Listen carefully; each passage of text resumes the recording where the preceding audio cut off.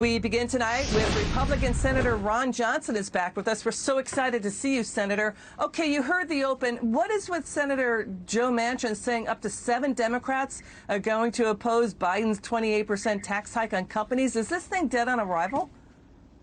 Well, I sure hope so, because increasing the corporate tax rate is not going to do anything for, pulling us out of the COVID recovery and long-term economic prosperity and opportunity for Americans.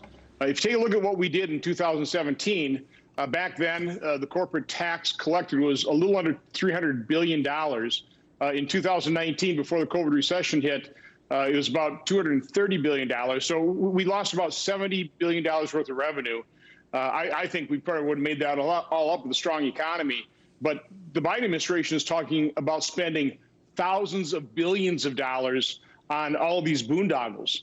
So again, you have to keep the American business tax rate competitive with the world, and that's what we did in 2017. Right. Senator, Joe Biden claims he wants to protect Medicare and Obamacare, but Joe Biden and the First Lady reportedly avoided paying $500,000 in payroll taxes by diverting about $13 million from book deals and speeches into tax shelters. Indiana Republican Jim Banks, who's the chair of the GOP Study Committee, he's saying, do you, President Biden, intend to undo your hypocrisy and pay these funds back to the American people? When you saw that number, that's pretty high, $500,000 they avoided.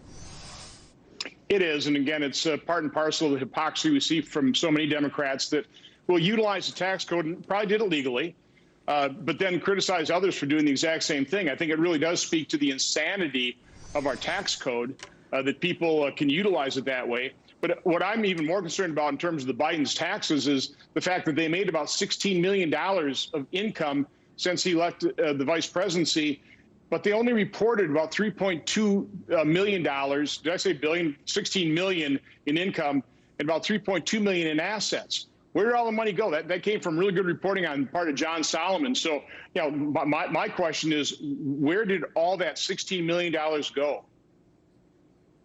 Yeah, that's a good question. And the other thing, too, is tax pros have said there's no reason for the Bidens to use tax shelters like S corporations other than to avoid payroll taxes. Even Biden's top aide, Neera Tanden, said these are, quote, loopholes. And you're right. I mean, when he left office, Biden's earned double what they earned in the prior 19 years combined. So where did all the money go? Where do you think?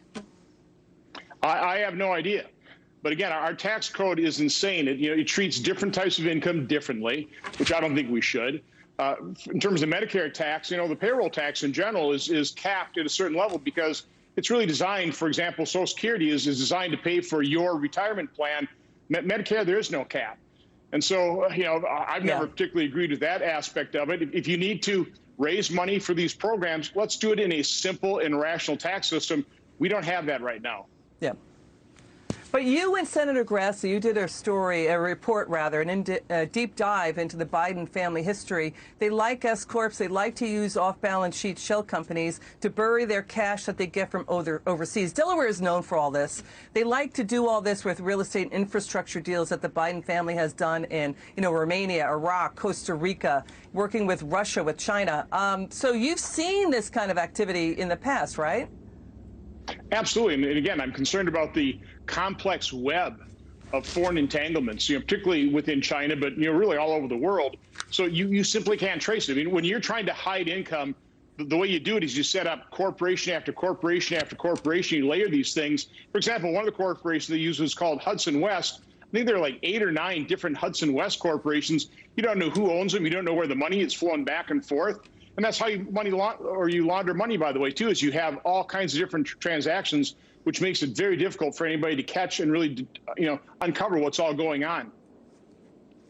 Yes, Senator, you and your Senator Chuck Grassley's report said that Hunter Biden opened up the family to counterintelligence and extortion. Hunter Biden's new book is out tomorrow. He's claiming everything he did was ethical, but then he indicated in emails that he used off-balance sheet shells to avoid violating the Anti-Bribery Foreign Corrupt Practices Act or having to register with the government as a foreign agent. Your final word on that?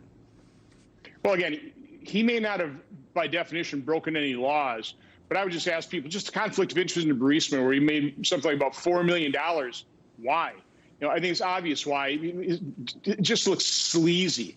It may not be by the book illegal, but it's sleazy. And then all these foreign entanglements, we don't know what China knows about their financial dealings. We don't know what they could use as potential blackmail. And remember that the media and the Democrats claimed potential blackmail when they were pushing the Russia hoax against Trump. Here we've got very verified financial entanglements and transactions that could lead to serious counterintelligence, extortion, and blackmail threats. All right. Senator Ron Johnson, it's great to see you again. Thanks so much for joining us. Come back soon. Have a great night. Okay, let's welcome to the show Minnesota Republican, you too, Minnesota Republican Tom Emmer from the GOP Study Committee. Sir, you just heard what we were talking about the Biden family's use of tax shelters to avoid payroll taxes. What's your quick take on that?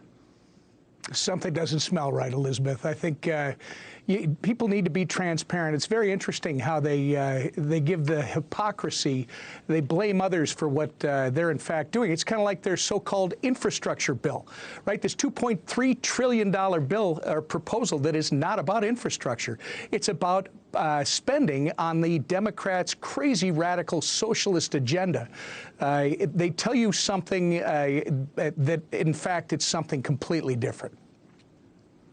You know, we got President Biden. He wants to outshine even FDR in infrastructure spending. But, you know, Senator Roy Blunt, he's the fourth highest ranking Republican in the Senate, saying, stop with the poison pill spending.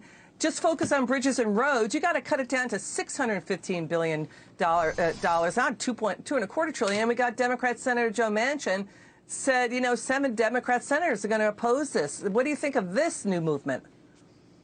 Well, I think they recognize that this is way beyond anything that mainstream America is looking at. This is going to be very difficult for them to sell, even with their friends in the left-wing media. I mean, you've got a $2.3 trillion proposal, Elizabeth, that's 6% of it, less than 6% of it, goes to roads and bridges.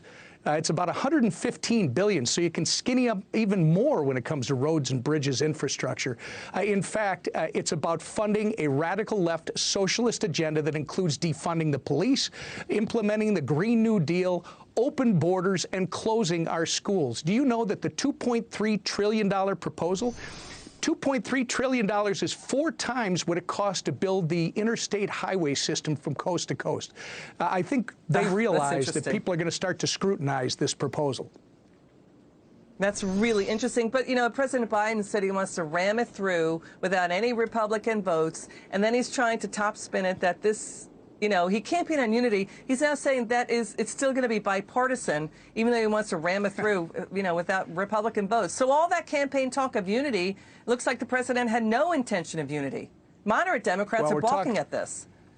Right. We're talking about infrastructure, and quite frankly, the only thing that he's saying about infrastructure is, regardless of the proposal, it's my way or the highway. This guy campaigned as a so-called moderate who is not that at all. In fact, he's about as radical. He's being advised by Ocasio-Cortez and the other socialists that are in the House, as well as Bernie Sanders, the chair of his budget committee. And they want to use this to pass a massive tax bill that is the largest since 1942, and they want to tell people that this is only going to apply to people earning $400,000 or more. Elizabeth, this is a huge middle tax increase. And by the way, just look at what he's done to everyone on the lower economic ladder with his energy policies, with his since the end of January, we've got gas climbing.